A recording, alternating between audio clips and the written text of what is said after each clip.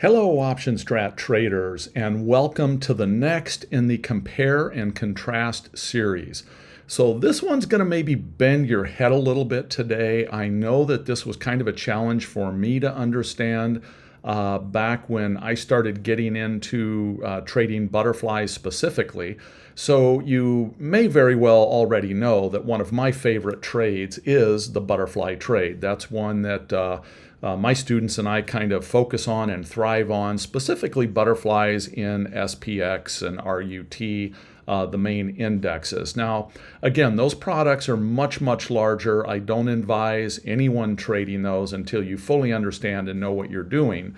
But I'm going to be using that here, and the reason I'm using it here, because it's a little bit larger, some of the nuances I'm going to share with you here today are going to show up a little bit more than they would probably show up in SPY or the Qs or something else like that. So many people start off their options trading journey with things like the iron condor. Quite frankly, I don't know why. I find the iron butterfly to be a much more steady trade in my mind. But regardless, people tend to start with an iron condor or verticals, and then that could evolve into an iron butterfly. So what I want to compare here, if you look at the two descriptions of the iron butterfly and then a put butterfly, look at these profiles. They're almost exactly the same. So what's the difference between them? Well, I'm going to share with you today that there really isn't a lot of difference between the two of these at the end of the day. So if all of this goes over your head, don't freak out about it. One is almost as good as the other, but I have a personal preference, and I think you'll see why by the end of this. But again, it's important that people understand these two different trades and not get confused by them, not think that there's somehow some dramatically different secret sauce in one versus the other. So again, we're going to compare an iron butterfly to a put butterfly. And you could also substitute this for an all-call butterfly for that matter. But I think these are the two that people will most usually compare. And I think that my goal here today is to show you that the put butterfly may have a slight edge, particularly if you're dealing with larger indexes. It might not be nearly as much of an edge if you're talking about SPY, QQQ, etc. Nonetheless, it's important to understand the differences between these two. So let me move this out of the way. I'll be moving some things down that I captured screenshots at different times here because this is a moving target during the market today. So these prices and things that you're going to see here will be moving around a little bit. So what I did is I tried to capture screenshots on everything right as close to the same second as I could. And I'll actually be pulling those down for comparison here in a moment. So let's take a look first at the long put butterfly, which is a trade that I tend to most often trade and share with my students. So a long put butterfly by description is using all puts. There are no calls in here, okay? We're buying one put here, and these are what we call at the money butterflies. There's lots of ways you can trade butterflies, but for our comparison purposes today, I'm doing very close here to at the money. I'm doing 50-point wings and comparing both of these, and I'm using the July 21st monthly expiration. So just know that I've used the same across the board on all of these. So the first thing I want you to see is the basic max profit potential, the net debit. In this case, we're going to pay a debit to get into this trade. That is probably one of the single main differences between these two trades, but it really doesn't mean anything at the end of the day. So let's just kind of go through these. So we got the long put butterfly here. Then let's take a look at the iron butterfly. You'll notice it's the exact same P&L diagram, the exact same profile. However, here we are selling a put spread, and we are selling a call spread. So this is kind of like your typical iron condor where we're selling a call spread, we're selling a put spread. It just happens to be that the center strikes are at the same location. Where if we come back to our all put butterfly, we are, in this case, we are buying this spread and we are selling this spread. So if you look at the two of these, I'm going to go ahead and I'm going to pull down now the one of the comparisons where I snapped screenshots of this. So if we compare these two side by side, we've got the iron butterfly here. And in that iron butterfly, the main differences you're going to see are we're taking in a net credit of $4,560 on this trade. That's because we are selling a put spread and we are selling a call spread. All right. So in that particular case, we are selling both sides of this, so we're taking in a sizable credit. Well, then you come down and you look at the long put butterfly where everything is puts, where we're having to buy this put spread, and then we're selling this put spread.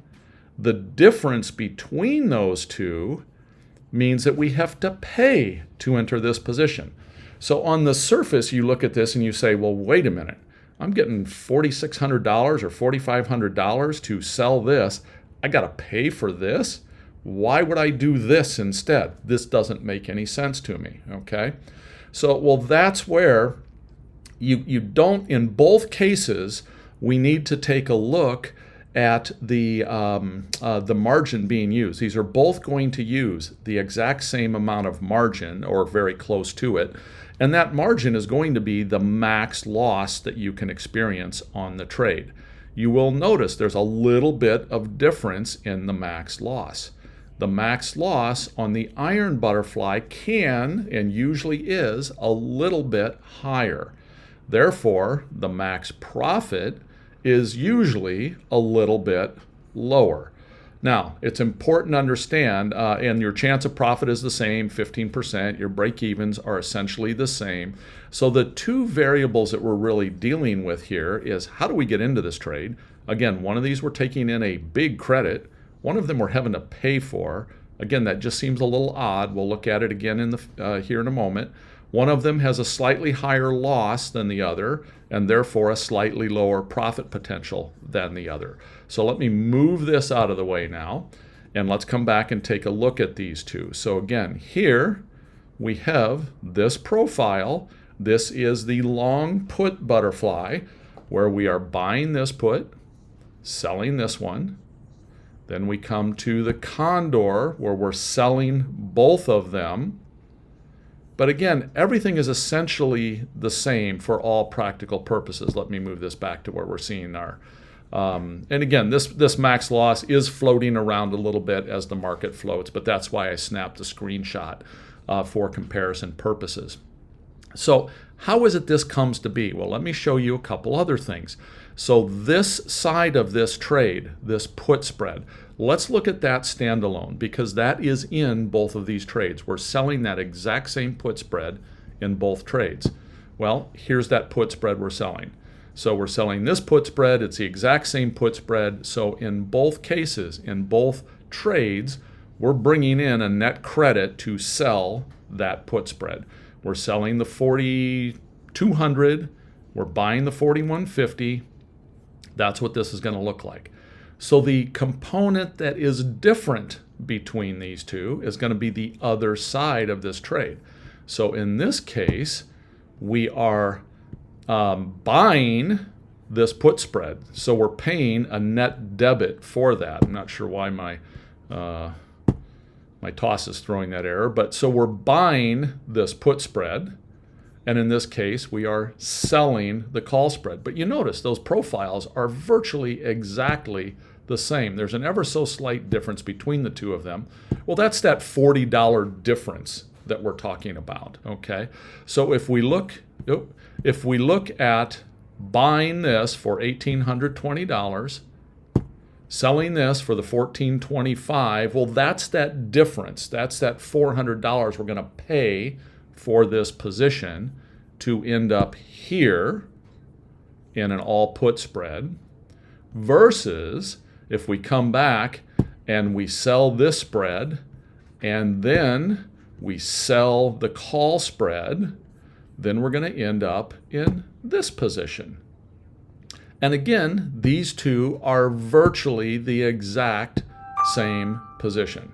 Okay, so let's go back real quickly and we'll just kind of summarize this by taking a look at those at the differences at a locked point in time on these. And again, if we're looking at our max loss, the max loss usually is going to be slightly more in the iron butterfly. So let's answer the question as to why. And again, you only really kind of see this when you're looking at the larger indexes. If you're doing this in SPY, while there will usually be a difference there, it's not a large enough difference that it's going to show up or really make much difference in your overall trading. But the reason this happens is this goes to the concept of put skew. And while I'm not going to dig deep into that here today, just know that if you go out and you look at the same delta call versus put, the put will usually be valued higher.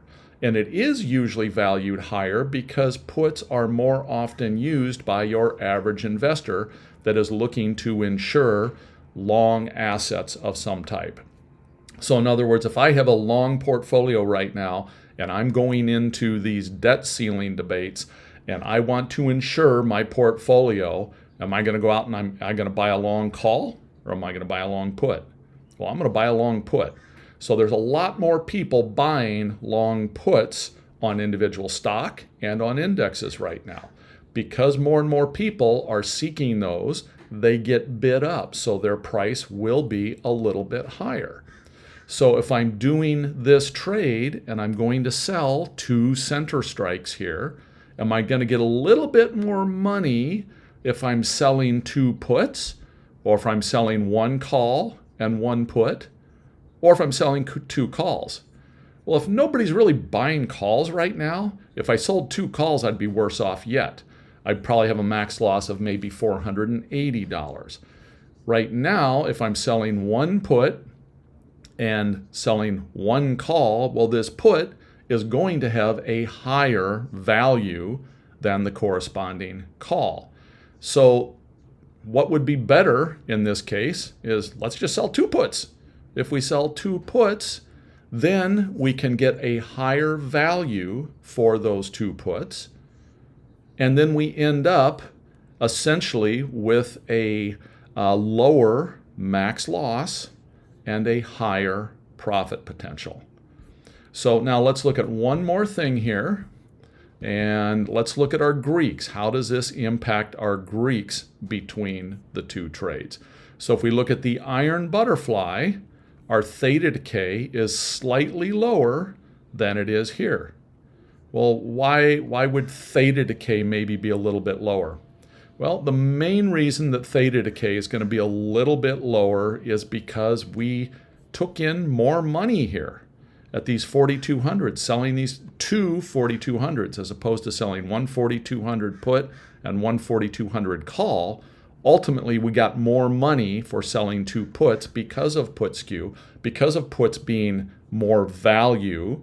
So by doing that, theta is going to decay faster in our favor. Okay, there's just more to decay there. We took in more money on these 2 short puts.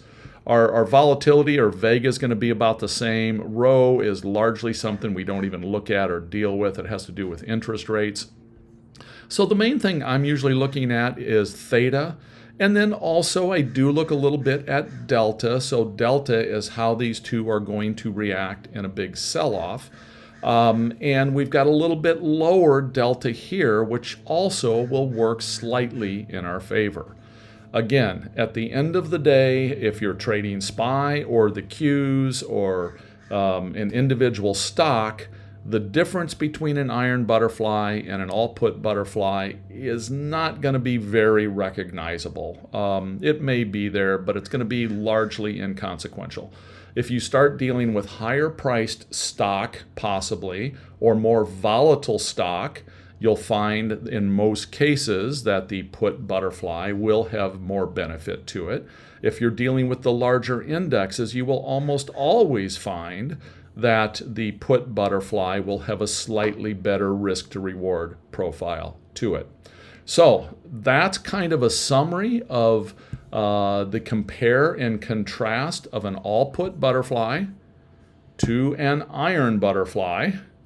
And again, don't freak out over the two of these. And if you didn't totally comprehend it, know at the end of the day, it largely doesn't make a big difference.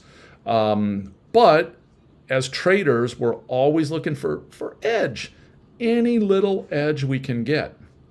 And from my perspective, entering most of my butterfly trades as all put butterflies, I feel gives me a little bit of an edge. Now, the one time that this may not be true is if I'm doing an earnings trade. Let's just take, for example, I don't know, maybe right now, something like NVIDIA, which has earnings coming up in a couple days. And I may even model up an earnings trade on that in paper. But if we look at something like NVIDIA, where it has been ripping to the upside recently, maybe, and I haven't modeled this yet, but maybe in NVIDIA, maybe that short call will have as much value to it as the short put. If it did, if those two were equally valued, then there's really going to be no difference at all between these two, okay, between an iron butterfly and an all put butterfly. So just know that slight difference is usually because of put skew, and put skew usually does exist in our markets. So hopefully that made a little bit of sense and wasn't too far up here. If it is right now, come back and visit this video at a later time and try to digest it after you get a little more of these compare and contrasts under your belt. So that's it for today. I've got a whole series of compare and contrast coming up, so we'll look forward to the next one. Take care.